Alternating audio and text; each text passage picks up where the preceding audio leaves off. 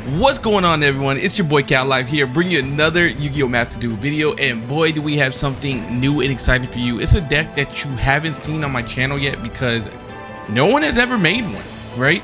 And on top of that, it's understandable as the card is limited to one.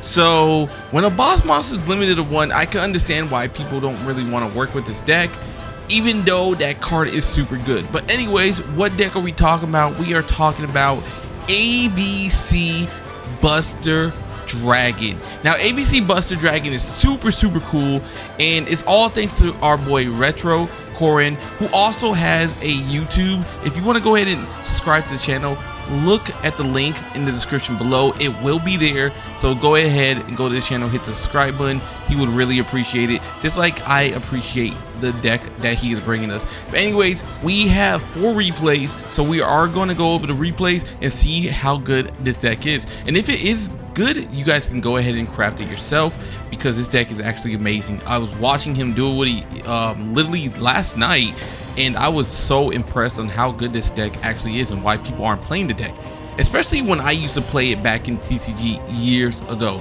But anyways, without further ado, go ahead, let's get started. And also guys, if you're new to the channel, do not forget, hit the like button, hit the subscribe button, as I would really appreciate it, because we are on our road to 1.5k. so yeah, you might as well hit that button, bro. I'm not even gonna lie.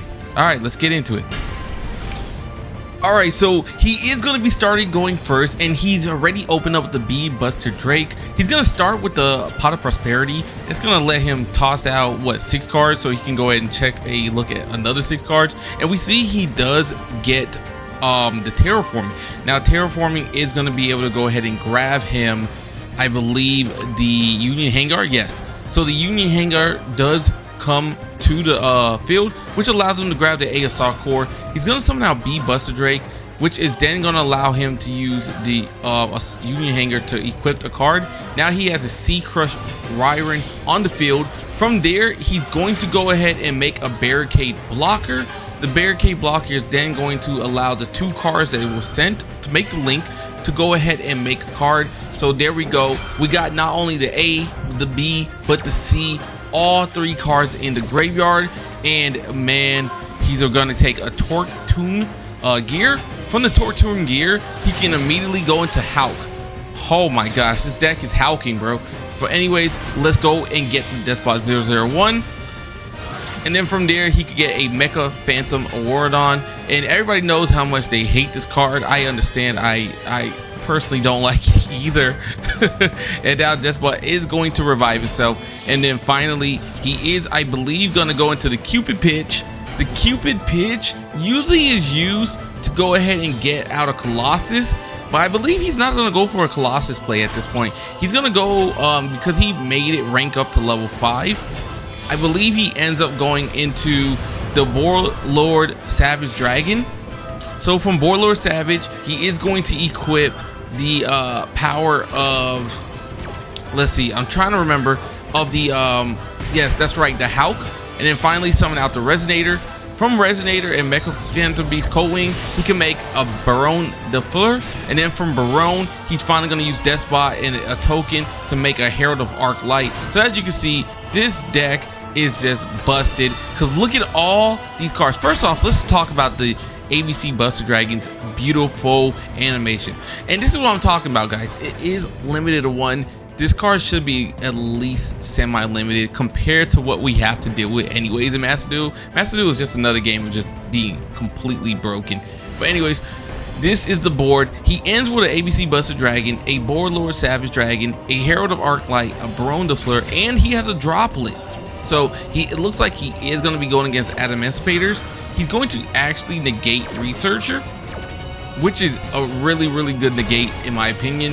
That is going to get banished. He is going to summon out another Researcher, pop that with the ABC, and they're going to go ahead and scoop, because honestly, the cards aren't going to the graveyard thanks to Herald. Everything is just going to be banished.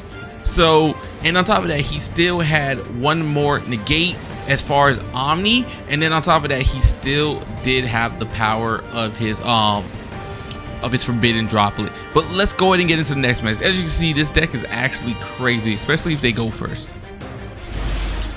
Okay, so round number 2, and it looks like he actually ends up not opening up with any of his basically his ABC cards, but he does play the power of Adventure, and he said he plays it more as a backup, which I can understand. When I play Adventure, especially in Sacred Beast, I usually play it as a backup. But anyways, it looks like he is going against some live twins. Live twins, it does always have an out for something, so they are going to be able to get their live twin Sunny Snitch, which is going to allow them to grab one of their live twin monsters from the card, from the deck. They're going to take Key Sickle, which is going to be the red one. That way they could go and summon out Blue Girl, which is then going to allow them to go ahead and link into making a Key Sickle. From the Key Sickle, they're going to go ahead and be able to summon out the blue to make a Leela, and then from Leela they are going to summon out Sickle once more, and that is going to allow them to draw one card. And now from there they are going to go into Trouble Sunny. So now with Evil Twin Trouble Sunny on the field, they do have a few plays, and they have some maybe precautionary cards, but it looks like he does draw into Sea Crush Ryron. Now he is going to use Forbidden Droplet, which I think is very smart here. He's able to go ahead and just negate that. So if they do try to use this, it will be negated. Like, they're not going to be able to summon. But anyways, now he can go into his Adventure package. They are, however, going to maxi him. There's nothing he can do about that because he doesn't have anything to stop it. But let's see what he does. Does he play through it? That is always a question, especially when you're playing Live Twins, because you know they have so many hand traps.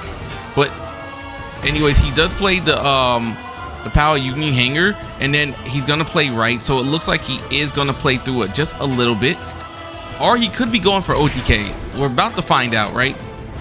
Okay, he does go into battle, so I don't think he wants to play through. So he's just gonna go ahead and get the Wandering Griffin, toss out the right into the graveyard, which was a smart play because he does have a way of getting this back when he gets an Enchantress into his hand, right? So now he does have the Wandering Griffin. The Wandering Griffin will be able to negate.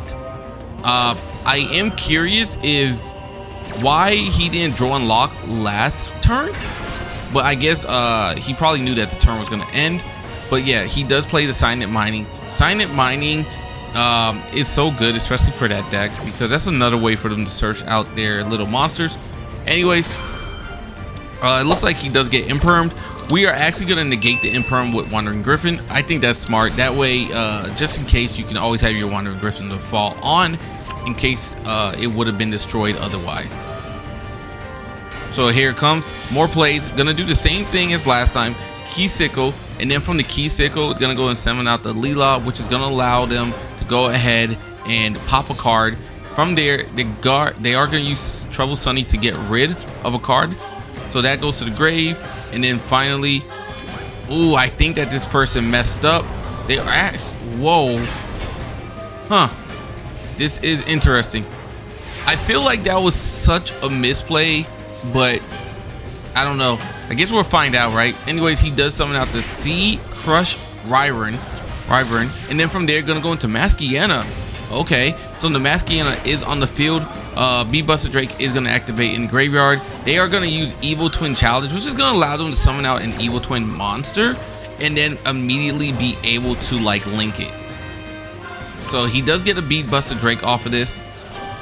He is going to activate this. That's going to destroy, I believe.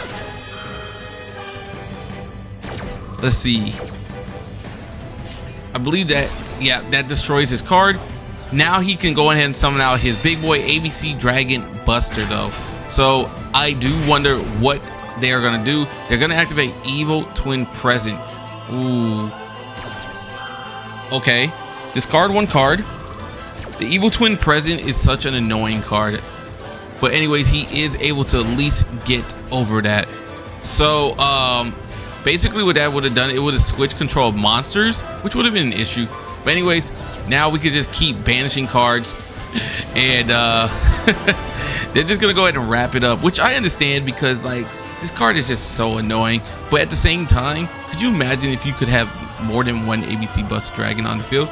But anyways, let's get into the next match. Okay, match number 3, and we are going first this time. So we are gonna activate Enchantress, and it looks like the hand is pretty balanced, to be honest. But once again, their opponent has Maxi. I feel like everybody always has a maxi in this game, bro. Like, even he has a maxi. So he's just gonna end his turn, which I think is pretty smart because he does have maxi too. And if this maxi can resolve, then he should be able to end their turn quite early themselves. And it actually is gonna resolve, so that's super clutch. So he does get the Cyber Dragon Core onto the field, and it's actually just gonna end their turn.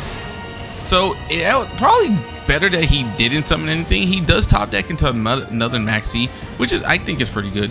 He's gonna grab another Buster Drake, summon out the Buster Drake, activate Union Hanger, and then we're going to get the Union Driver, which is gonna allow him to get the Sea Crush Wyvern onto the field.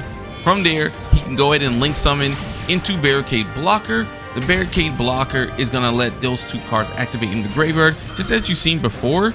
So finally, he does discard the last one, which is going to be A for Assault Core.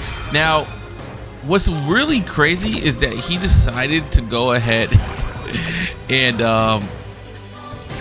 literally hit this card with Imperm.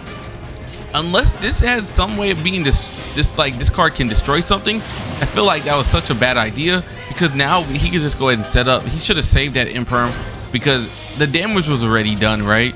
Might as well have saved it.